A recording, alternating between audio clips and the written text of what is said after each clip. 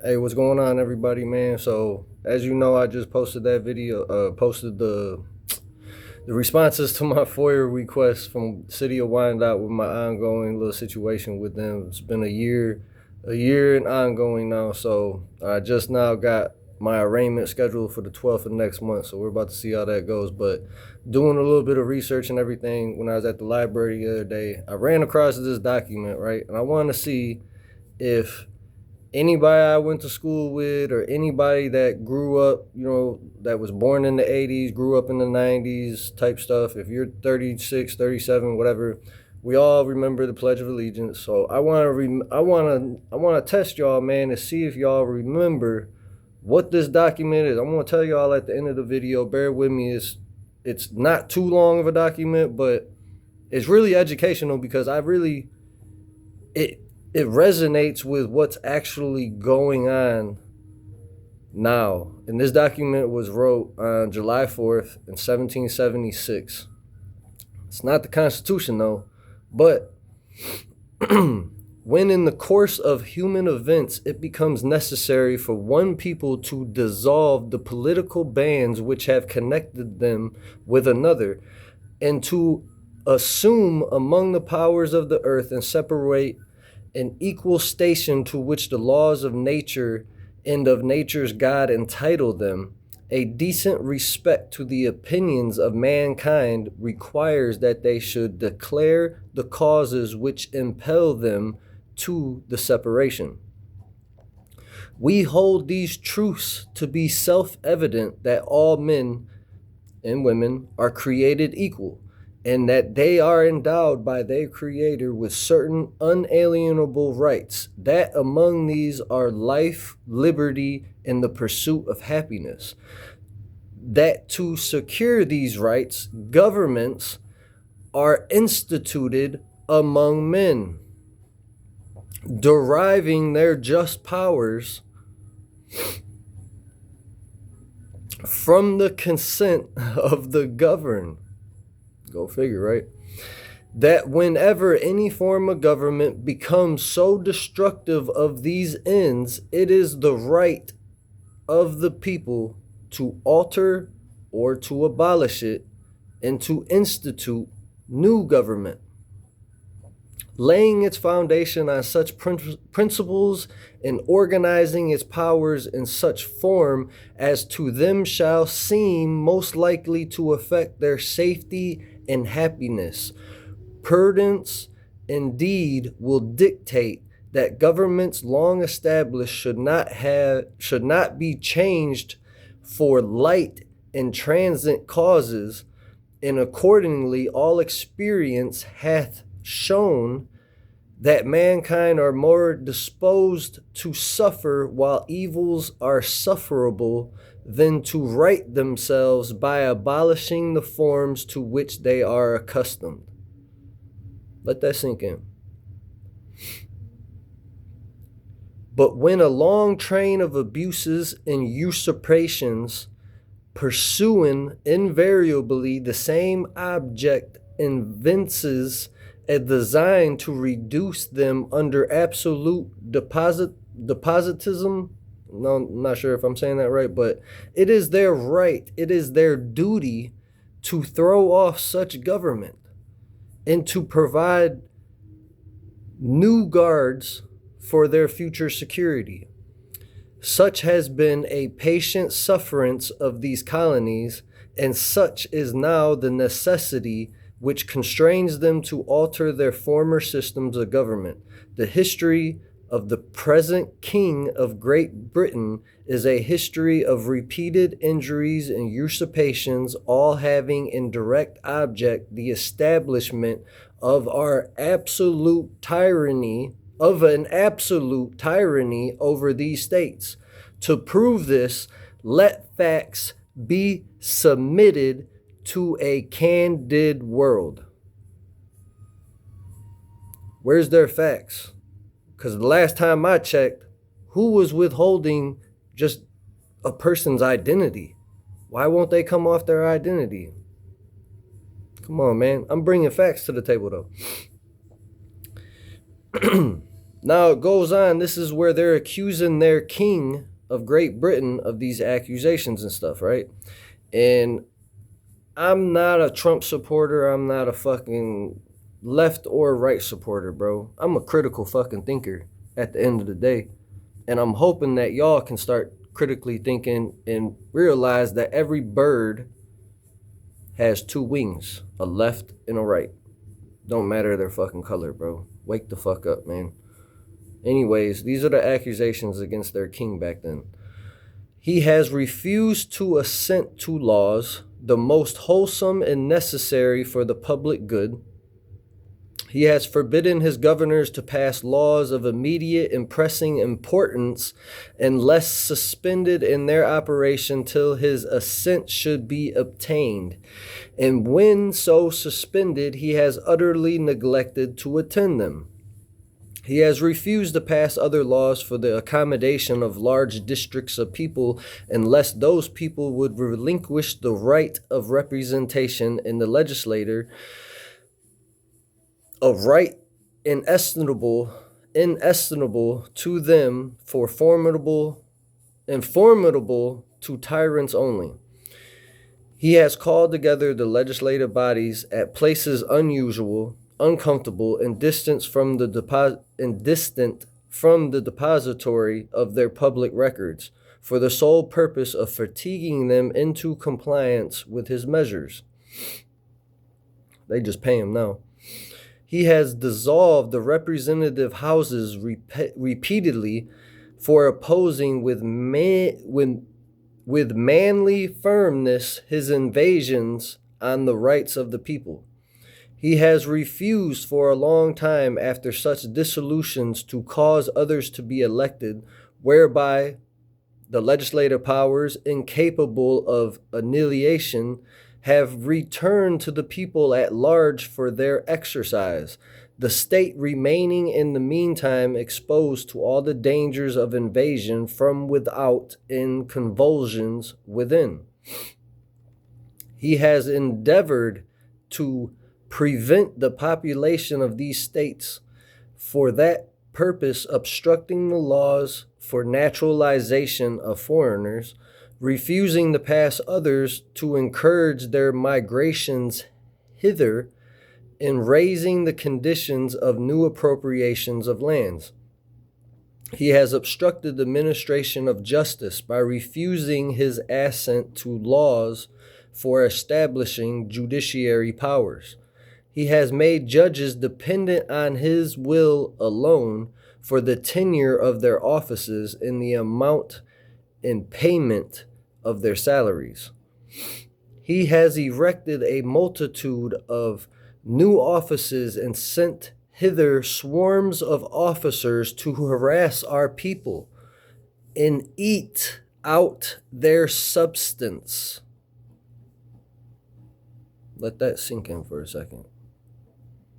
I'm going to say that one more time. He has erected a multitude of new offices and sent hither swarms of new officers to harass our people and eat out their substance.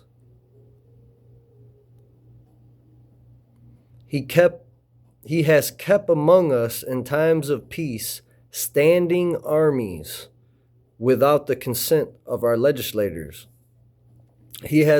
Or without the people's consent. He has affected to render the military independent of and superior to the civil power.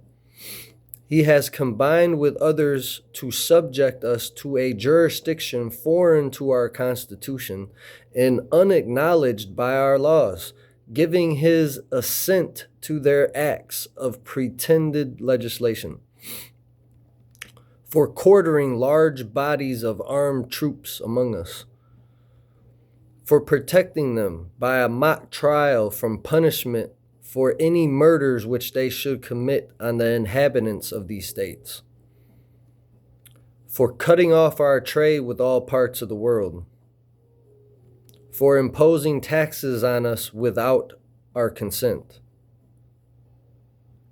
for depriving us in many cases of the benefits of a trial by jury.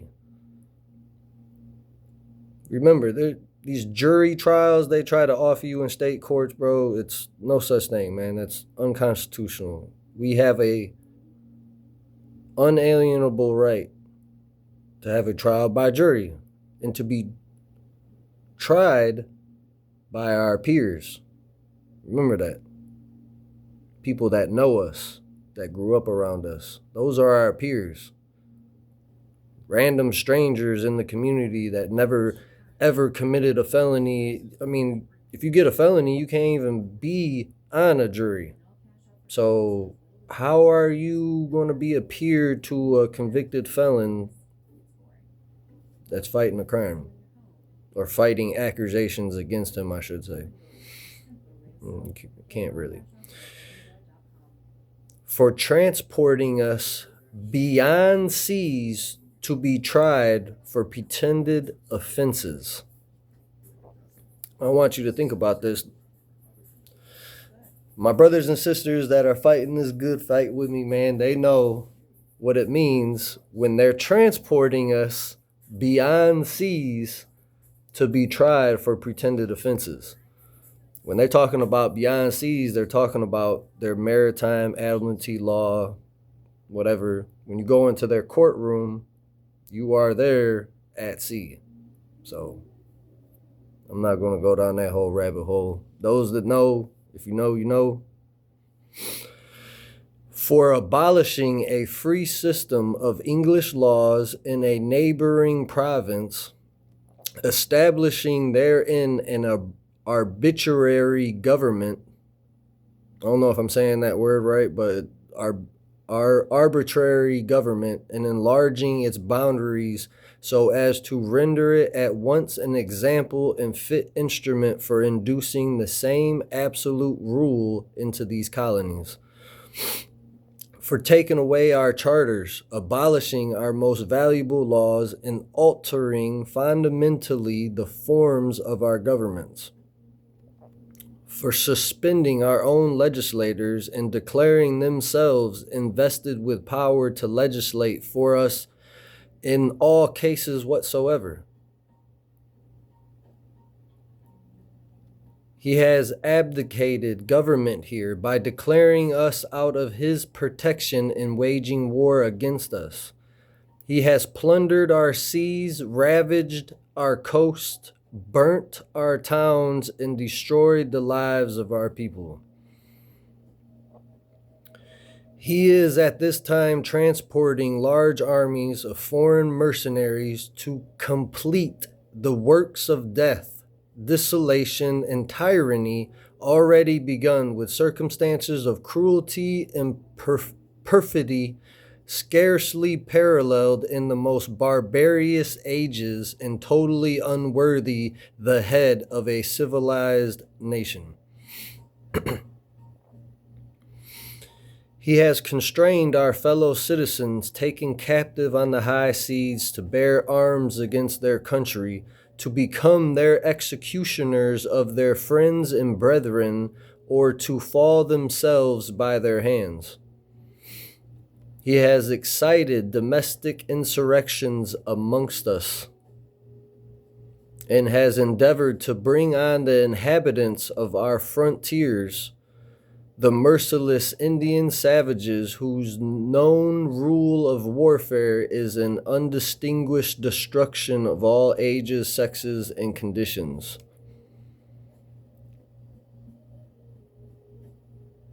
Now, mind you,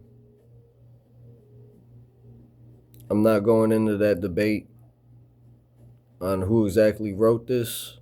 It's about applying what was said and done then and what's happening now, man. We have to stop letting these wars and conflicts that these people really did do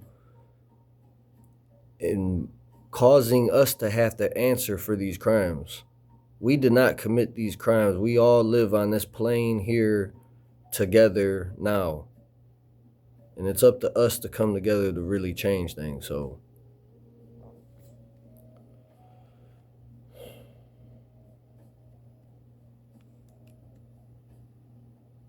In every stage of these oppressions, we have petitioned for redress in the most humble terms.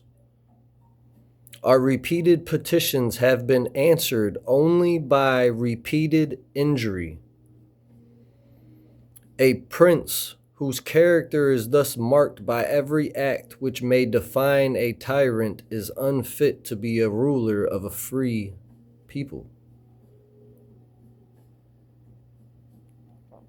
Nor have we been wanting in attentions,